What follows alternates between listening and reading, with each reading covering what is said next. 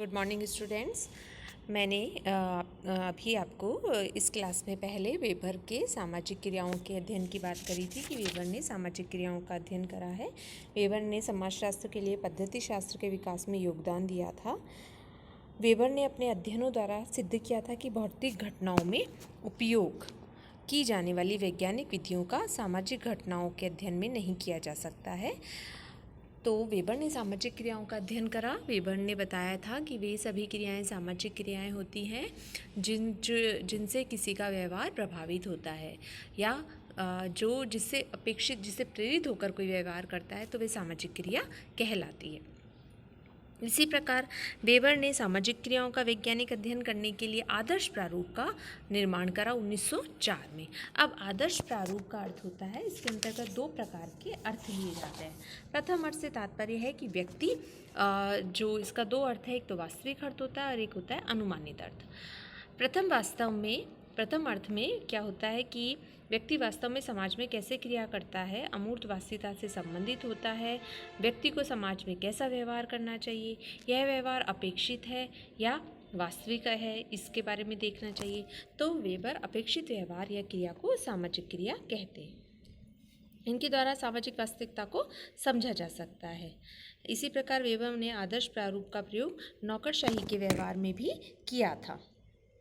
Weber के पद्धति शास्त्र की विशेषताओं में सर्वप्रथम था कि जिस प्रकार प्राकृतिक विज्ञान घटनाओं का वैज्ञानिक अध्ययन करते हैं, समाजशास्त्र को भी अपनी अध्ययन विधियों को बनाकर सामाजिक घटनाओं का अध्ययन करना चाहिए। उसी प्रकार प्राकृतिक विज्ञानों की विधियों से हम सामाजिक घटनाओं का अध्ययन नहीं कर सकते हैं। उसी प्रकार इन्होंने तुलनात्मक विधि के अध्ययन पर भी जोर दिया था। इस विधि के द्वारा दो से अधिक समाजों का अथवा एक ही समाज के विभिन्न कालों का तुलनात्मक अध्ययन कर सकते हैं। एक ही समाज का आदर्श प्रारूप द्वारा जो अध्ययन है वो इस प्रक्रिया के द्वारा किया जा सकता है। जैसे या फिर हमें एक ही अध्ययन करना है, एक अध्ययन का हम जब तुलनात्मक अध्ययन करते हैं तो वो इस विधि के द्वारा किया जा सकता है। इस प्रकार वेबर ने एक ही समाज का आदर्श प्रारूप द्वारा भी अध्ययन तुलनात्मक विधि द्वारा हो सकता है। इसी प्रकार आदर्श प्रारूप से सामाजिक घटनाओं को समझा जा सकता है तथा उन्हीं की व्याख्या भी की जा सकती है। इसी आदर्श प्रारूप द्वारा उनकी व्याख्या भी की जा सकती है। इसी प्रकार वेबर ने समाज में क्या है, क्यों है और कैसे आदि के अध्ययनों पर जोर दिया।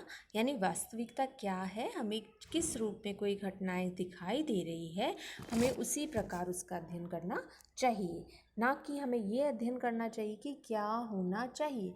यानी हमारी जो भावनाएं हैं, हमारे जो विचार हैं, सोच है, उसको कभी भी उस पे नहीं डालना चाहिए, अपितु जैसा है वैसा अध्ययन करना चाहिए।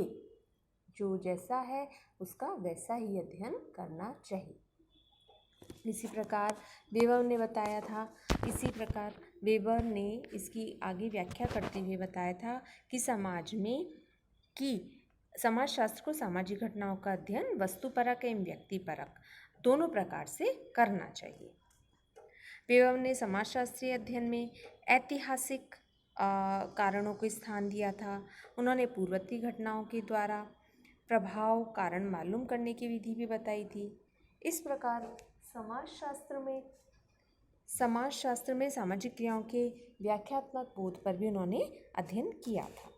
इसी प्रकार मैक्स वेबर ने दुर्कीम की तरह समाजशास्त्र में जो अध्ययन पद्धति का निर्माण किया था तथा स्वयं ने उन विधियों द्वारा अध्ययन करके उन्हीं की जो व्यवहारिकता को है उसको सिद्ध करा था।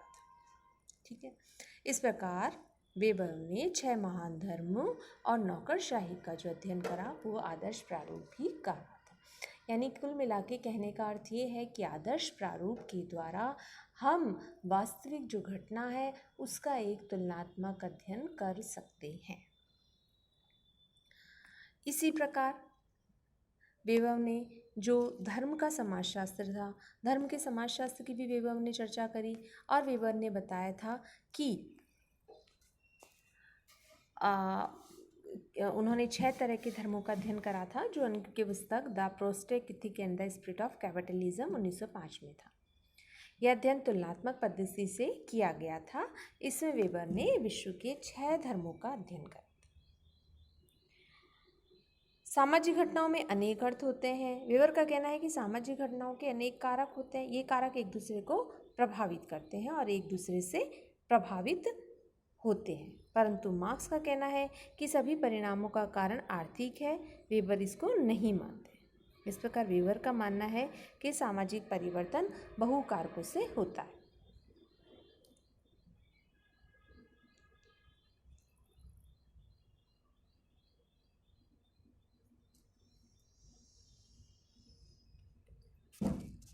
इसी प्रकार वेबर ने, परंतु इसके संबंध में मार्क्स का कहना था कि सभी परिणाम जो होते हैं उनका कारण आर्थिक ही है। वेबर इसको नहीं मानते। वेबर कहते हैं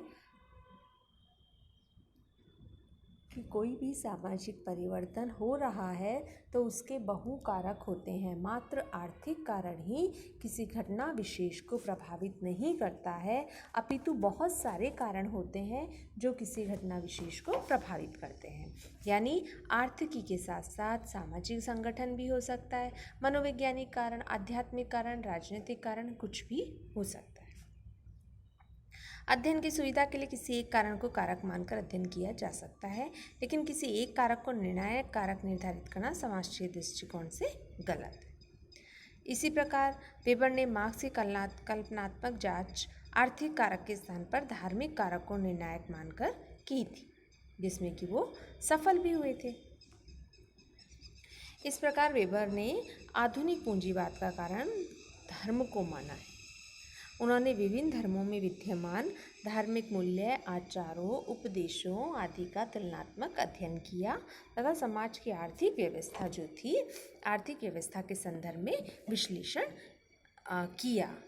इस प्रकार वेबर ने धार्मिक धार्मिक जो कारक था उसे कारण माना तथा आर्थिक व्यवस्था, सामाजिक संगठन आदि को परिणाम माना और विश्लेषण किया कि धर्म अन्य सामाजिक, राजनीतिक, सामाजिक आदि संगठनों का निर्णय करता है। इस प्रकार धर्म के जिस प्रकार के आदर्श, आचार, प्रचार, प्रवचन तथा नैतिक मूल्य होते हैं, उन्हीं के अनुसार समाज की आर्थिक व्यवस्था भी होती है। प्रोटेस्टेंट धर्म इसी प्रकार पूंजीवाद को बढ़ावा देते हैं। जहाँ जहाँ प्रोटेस्टेंट धर्म है तथा पूंजीवाद है वहाँ जल्दी पनपता है, जबकि अन्य धर्म कैथोलिक, बौद्ध, जैन, इस्लाम धर्म पूंजीवाद को बढ़ावा नहीं देते हैं। इसी प्रकार वेबर ने आदर्श प्रारूप के 6 धर्मों का उल्लेख करा था और केवल 6 धर्मों के आदर्श प्रारूप का केवल आर्थिक व्यवस्था के संदर्भ में ही विश्लेषण किया था। इस प्रकार सामाजिक संगठन में धार्मिक और आर्थिक, दोनों धार्मिक और आर्थिक कारण परस्पर संबंधित होते हैं, अन्योन्याश्रित होते हैं। इस प्रकार मार्क्स का ये मानना है, ये बिल्कुल उचित नहीं था कि आर्थिक कारक ही हमेशा निर्णायक होते हैं। किसी भी सामाजिक व्यवस्था में परिणाम को प्राप्त करने के लिए सिर्फ आर्थिक कारक ही हो, ऐसा आवश्यक नहीं है। वेबर के अध्ययन में धार्मिक कारक जो था वो निर्णायक था।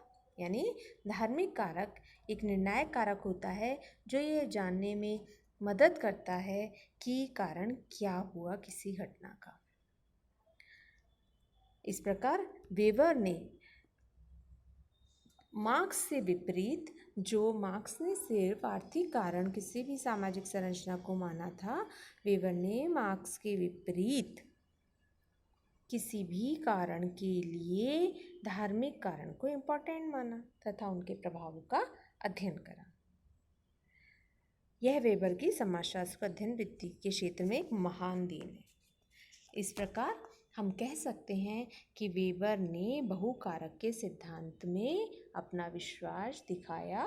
उन्होंने सिर्फ आर्थिक कारण को, जैसा कि मार्क्स ने कहा था, सिर्फ आर्थिक कारण को ही सर्वोपरि न मानते हुए अन्य कारणों को भी सर्वोपरि माना तथा उसके संदर्भ में अपने विचार प्रस्तुत किए। इस प्रकार आज हम आदर्श प्रारूप की बात करी, हमने धर्म का सिद्धांत दिया कि वेबर ने धर्म के सिद्धांत को किस प्रकार आगे बढ़ाया। आदर्श प्रारूप के द्वारा ही उन्होंने नौकरशाही का भी बताया। नौकरशाही एक व्यक्ति विशिष्ट कार्य करता है तथा व्यक्तियों में परस्पर अवैयक्तिक संबंध होते हैं। एक सामाजिक व्यवस्था औपचारिक व्यवस्था पाई जाती है जहाँ पे लिखित कार्रवाई या इस तरह का वो होता है। कार्यालय और परिवार अलग अलग होते हैं। तो इसके संदर्भ में मैं पूरी व्याख्या आपको अगली क्लास में बताऊँगी। धन्यवाद।